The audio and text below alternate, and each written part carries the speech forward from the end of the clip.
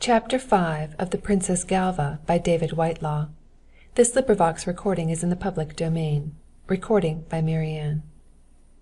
Chapter 5. An Echo of a Tragedy and the Drainage of a Cottage.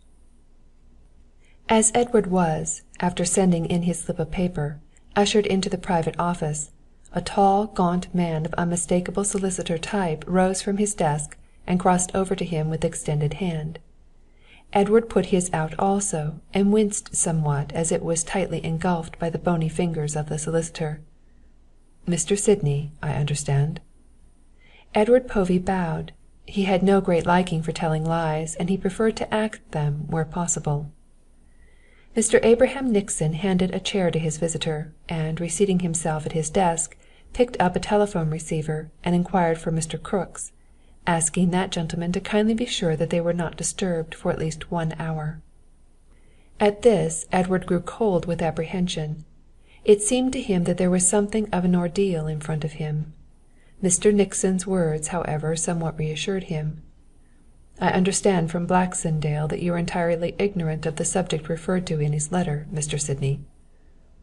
"Entirely, Mr. Nixon, and it is perhaps better to say at once that, however much I desire to help my old friend, and to fall in with his wishes, I cannot hold myself liable in any way, cannot commit myself." Mr. Nixon held up a thin hand. "A very sensible remark, Mr. Sydney, and one that I should have made myself had I been placed as you are. You are not in any way bound by what I am telling you, except in the event of your refusal, in which case I shall enjoin you to secrecy. Pray excuse me a moment."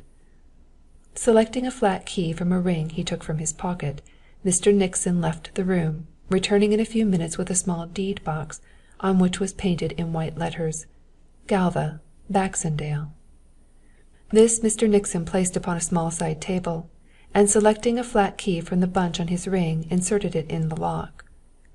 "It is a curious story I have to tell you, Mr. Sydney," he began as he pushed open the creaking lid. "I suppose I am the only person to whom Mr. Baxendale told it. A very reserved and secretive man, Mr. Sydney." "Very," answered Edward Povey, much relieved to hear it. Then he kept silent as he watched the solicitor remove from the box a few small articles, each carefully sealed up and docketed in a neat handwriting, the purport of which Edward could not make out at the distance. These articles arranged in a row upon his desk, Mr. Nixon leant back in his chair and, placing the tips of his thin fingers together, began his tale. "Perhaps you will remember, Mr. Sydney, the era of bloodshed and murder which attacked the little island kingdom of San Pietro some years back, I think in the autumn of '93.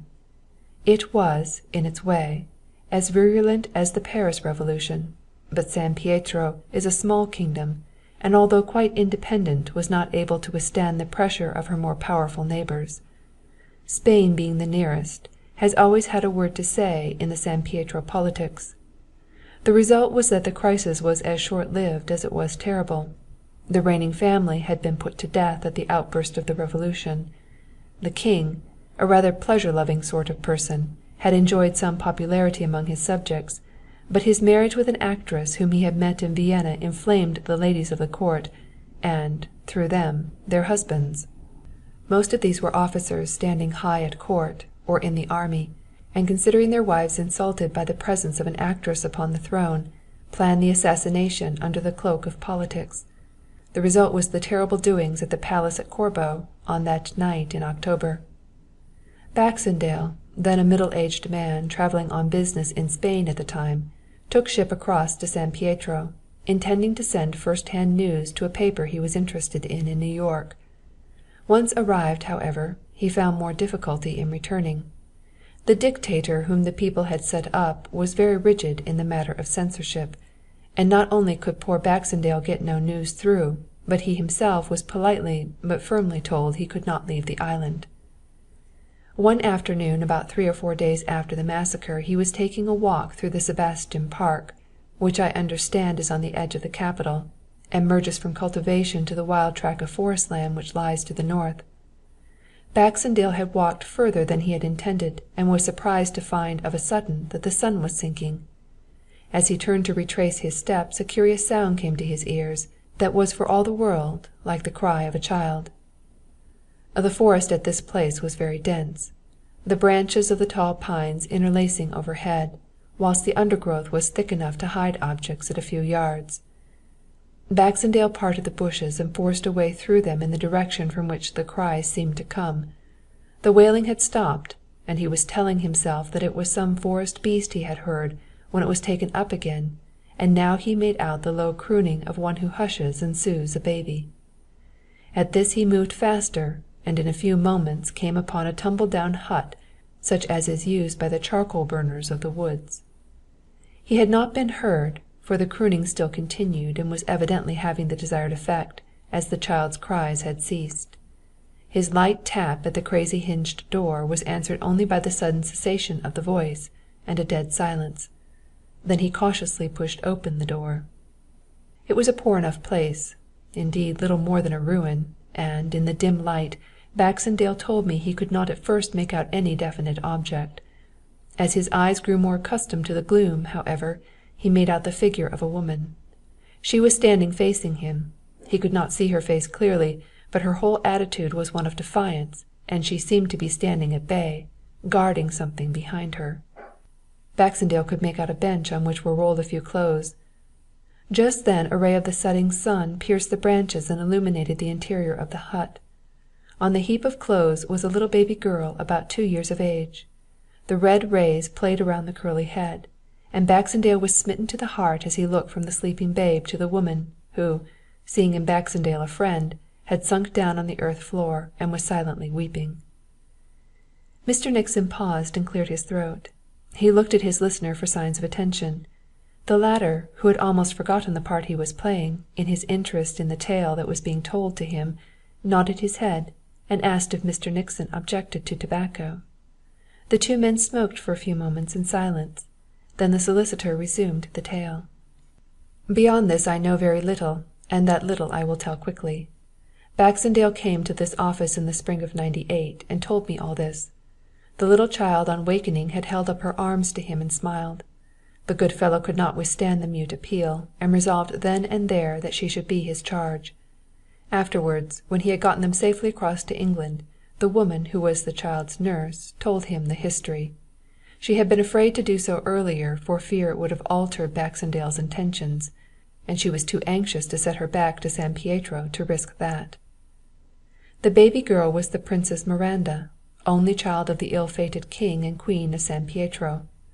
On the fatal night, the nurse told Baxendale, she had been in the night nursery with the princess and her own niece, little Miranda's foster sister, a child only a few months older than the princess.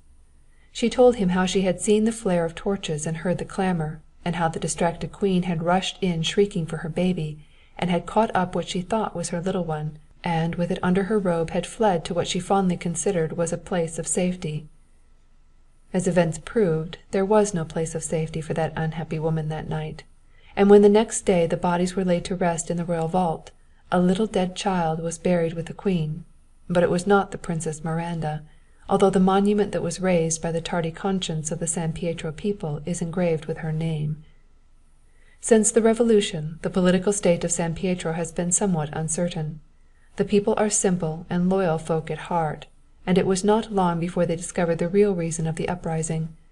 Then they cried loudly for a king again, and Spain, who had only been waiting for this, put Prince Enrico upon the throne. You will have heard of this man, whose follies and deviltries are the talk of Europe. San Pietro tolerates him, for his court is brilliant and has brought much money to the place.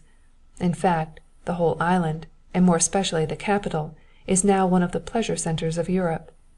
This has had a most beneficent effect upon the fortunes of the island, but there are still some of the more sedate families who deplore the loss of dignity of their beloved land. The rightful heir is of course Miranda, the little princess with whom the poor nurse sought refuge in the forest. She is now living in England, the nurse is still with her, and Miranda has no idea of her high birth. Baxendale never confided to me what his projects were. The solicitor leant over and picked up a letter which had been in the deed box and handed it over to Edward, who took it and sat with it unopened in his hand, waiting for Mr. Nixon to speak. You will read that when you leave here, Mr. Sydney, carefully, and I shall expect to hear from you in the course of a few days. There is the matter of money to be considered. My client has made adequate provision." Edward pricked up his ears at this, "for what he terms the mission." "In 2 days I will call on you again, Mr. Nixon. Good afternoon." Povey stood in Leadenhall Street, at the entrance to St. Mary Axe, and tried to think things over. It seemed to him as though he had just emerged from the gloom of romantic forests and the splendour of courts, and the foggy atmosphere and horde of hurrying clerks appeared to him to be unreal. Then he pulled himself together and strolled quietly westward. Along Leadenhall Street and through the market he walked deep in thought, making his way from force of habit in the direction of London Bridge. It was not until the spars and masts of the shipping came in sight that he remembered his changed conditions, when he hailed a passing taxi and was driven to Euston. He had not long to wait for a train to Bushey, and no sooner had it left the platform than he had the letter out of his pocket and was breaking the seal. It was written on the paper of the Waldorf Hotel, New York, and was dated at the beginning of the year. My dear Sydney, I am addressing you in this letter, as I hope and devoutly trust that yours will be the hands into which it will fall. My own health has been so bad of late, and has shown such unmistakable signs of breaking up, that I fear I must give up all hope of ever carrying out, personally, my desires. Next to myself, I would wish you to do so. Failing you, Mr. Nixon has his instructions what to do. But you won't fail me. This gentleman will have told you the outlines of the history of the Princess Miranda. It has always been my desire that on her 18th birthday she should be told the story of her high origin. As this date approaches, the 15th of November, I feel that 7 or 8 months between us will see me finish. So while there is yet time I write to you, my old friend, to act for me in this matter. The Princess, I have named her Galva, after a cairn in the vicinity of her house, is at present living with her nurse at Tremoor, a few miles from Penzance. Mr. Nixon will give you, on your expressing your willingness to undertake the mission, 2 or 3 objects which will prove beyond doubt the claim of the dear girl to the throne of San Pietro. You will go to her and tell her everything. I would not feel I had done my duty were I to keep her in ignorance, although it might be kinder to do so. If, after hearing you out, she elects to remain in her quiet, peaceful life, she shall do so. If, on the other hand, she decides on following up her high destiny, you will take her with her nurse to Corbo, traveling as independent English tourists, and seek out Señor Luazo, or his heir, at 66 Calle Mendaro, and hand him a letter which Mr. Nixon will give you. After that I can safely leave you in his keeping. My fortune I have divided equally between the man who undertakes this mission and Galva herself, with the exception of an annuity to Señora Paluda, the nurse who has done so much and been so much to little Galva. I can easily throw my mind back to that day in the forest, and the smiling babe holding up her little arms is a picture that will always be with me, even at the end. Tell Galva that I will die thinking of her, and of all she has been to a lonely old bachelor. When the end comes, too, I will think of you and what you are doing for me, and will bless you for it. And now, my old friend, good-bye. Yours ever, Hubert Baxendale. Edward Povey folded up the letter carefully and placed it in his pocket. Then, leaning his head in his hand, gazed out at the flying landscape and tried to think things out. It took him some little time to appreciate who he really was. He had felt, ever since Mr. Nixon had mentioned the financial aspect of the undertaking, that he would be more than foolish to let slip such a providential way out of his sea of difficulties. The moral side to the question he was able to smooth over to his satisfaction. He knew Mr. Kaiser and Mr. Kaiser's ways, and told himself that that gentleman would not welcome, at his time of life, an adventure such as the one that the solicitor had put before him that afternoon. Again, he told himself that it was not possible for him to communicate with Mr. Kaiser until the 18th birthday of the princess had passed. He said it would be wrong and unkind to let the poor lonely girl think that she was forgotten. Further self-discussion on the matter was taken out of his hands by a watching Fate, who suggested something refreshing as he breasted the first part of the straggling hill that led from the railway station up to Bushey Heath. He paused at the merry month of May, then decided to push on to a little hostelry that he had noticed on the way down that morning. He entered the door of the White Hart and turned to the right through the tiny bar into the smoke room. Two tweed-clad artists from the nearby studios lounged in more or less elegant poses at the red-clothed table. They looked up and nodded as Edward entered, then returned to the perusal of the evening papers which had evidently just arrived. The host of the inn came from the bar and attended to the newcomer's wants, and Edward took from his pocket an evening news that he had bought in town. He read it listlessly for some minutes. Then the two bored-looking youths looked up suddenly as the man gave a gasp. They stared at him so curiously that he felt an explanation was necessary. "Went the wrong way, gentlemen," he said, pointing to his glass of beer. "Windpipe, I think." The elder of the two youths grunted and leaning back lit a cigarette. He watched Edward, at first carelessly, but as he saw the man take out a penknife and cut from the paper a paragraph, he grew more interested. In a few moments Edward gulped down his beer and, without a word, made his way outside. "Bertie," it was the elder artist who was speaking, "that chap saw something in the paper that upset him a little." "Is that the news you're reading?" "Yes, why?" "Look at page 5, will you? The third paragraph from the bottom on column 2. Read it out loud if you don't mind." The paper rustled as the other young man turned to the desired portion, then in a blasé voice read, "Mysterious death in Paris. A gentleman who arrived at the Hotel Meurice from London 2 days ago has met with a fate such as is becoming more and more frequent in the streets of Paris. A gendarme passing down the Rue de Batignolles last evening about 10 o'clock came upon the body of the unfortunate man huddled into the angle of a doorway. Assistance was forthcoming, but was too late to be of any service to the victim, who had suffered terrible injuries to the head, and to which he succumbed within an hour after his admission to the hospital. The outrage points undoubtedly to being the work of the dreaded Apaches. The deceased gentleman, who was about 50 years of age, had registered under the name of Sidney Kyser, but it has been impossible to trace among his belongings any clue to his home address. The French police, however, are in communication with Scotland Yard, and are in the meantime actively engaged in searching for the perpetrators of the outrage." "Bet you that chap knew this Kyser, or whoever it is." A yawn. "None of our business, what? See you in Peter's studio. There's a game of bridge on, I think. Ta-ta." Meanwhile Edward Povey was walking up Clay Hill in a ferment of thought. It seemed 10 years rather than 1 week since he had been on his stool in the dingy Eastcheap counting-house. He had hoped for a little excitement to enter into his life, and he was getting excitement to the full. He had not looked upon the borrowing of Adderbury Cottage as a crime. The advent of Uncle Jasper and Aunt Eliza was nothing more than a farce. But now tragedy was playing a hand in the game in the shape of a Parisian murder.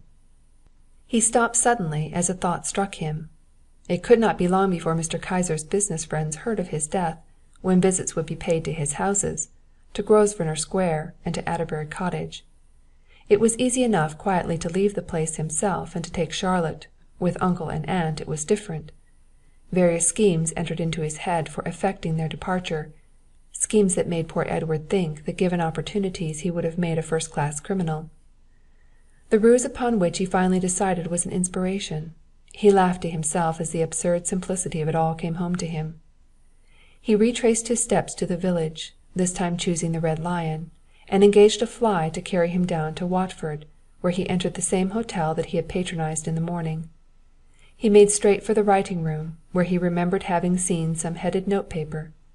Then he wrote himself a letter, signing himself Henry Birkett, public analyst for the county of Herts. In that letter he said that the sample of water submitted to him from Adderbury Cottage was of a very dangerous description. He said that anyone living in the aforementioned Adderbury Cottage was running a grave risk. The place, he added, must be in deplorable sanitary condition, and that steps must be taken at once to overhaul the drainage. With this missive in his pocket, Edward Povey reached Adderbury Cottage about 8 o'clock. The party were just sitting down to dinner, and were, with the exception of Charlotte, in a genial mood. Mrs. Povey, poor woman, showed plainly the anxiety and strain of the time she had been through, but Uncle Jasper was in fine form. He had already started operations in the garden, and was full of projects for the morrow. Edward smiled grimly as he listened to his talk of roses and cucumbers. When dinner was over, the two men sat smoking and talking of various things, still mostly gardens. Aunt Eliza had gone to her rearranged bedroom, while Charlotte could be heard in the kitchen, to which place the poor woman had flown many times in the course of the day as to a harbour of refuge. Purposely allowing his pipe to go out, Edward took from his pocket the letter he had written to himself, and tearing off the blank sheet made a spool with which he relit his pipe. Then leaving the rest of the letter on the table, he made some excuse and went from the room. He left the door ajar, and watched the reflection of his uncle in the mirror on the sideboard. In less than 3 minutes he had found that his faith in the inquisitiveness of his uncle had not been misplaced. Edward Povey tiptoed to the kitchen, and, hastily warning his wife, awaited developments. They were not long in coming. A chair was thrust hastily back, and agitated steps left the dining-room and creaked upstairs. Voices in discussion were heard above. Then Uncle Jasper came down. He was boiling over with wrath as he entered the kitchen, and to Edward, who knew the circumstances, the old man's efforts to disguise his feelings were not without their humour. The old man felt at that moment that he would have given half his fortune to tell the pair before him what he thought of them. But for once in his life Jasper Jarman had met his match. To admit that he had read another man's letter was not to be thought of. Equally impossible was it for his wife and himself to remain another night in the pestilential atmosphere of Adderbury Cottage. He made a gurgling noise in his throat, then, "I'm sorry, Edward, but I had forgotten this on the 3rd. I have to be in Kidderminster by 12 o'clock tomorrow. It means thousands to me." He glared at them in impotent rage for a moment, then went on. "You must get us a cab, Edward. Now. There's only one way, and that is to drive to Watford and stay there and catch the early train to Birmingham in the morning." "But surely, uncle," Charlotte began. "The only way, Charlotte, my dear, I assure you. Edward, there is a cab to be had, I suppose?" The old fellow was clenching and unclenching his hands. His eyes were round with anger. "If you must, uncle, you must. I know what business is. Charlotte, give me my boots. I'll get a conveyance here in half an hour." Charlotte never could tell how she got through that dreadful half-hour. Uncle Jasper, muffled in his coat, was treading the gravel of the path furiously. Aunt Eliza, her lips a thin thread, was seated on her box on the porch. From time to time they addressed a few words to their hostess, the very forced civility of which was obvious from the way they were jerked out. Then, at last, a rattling old landau appeared, and the last scene of Uncle Jasper's visit to Adderbury Cottage was reached. As the vehicle rattled away, Edward heard the explosion of his uncle's wrath and the restraining "shh" of Aunt Eliza. At 7 the next morning Edward Povey borrowed a farm cart from an adjacent cottager and sent on their things to Harrow Station. It being a fine morning, they elected to walk. At 10:30 the representatives of the late Mr. Sidney Kyser paid a visit to Adderbury Cottage and made an inventory of the contents of that desirable residence. End of chapter 5.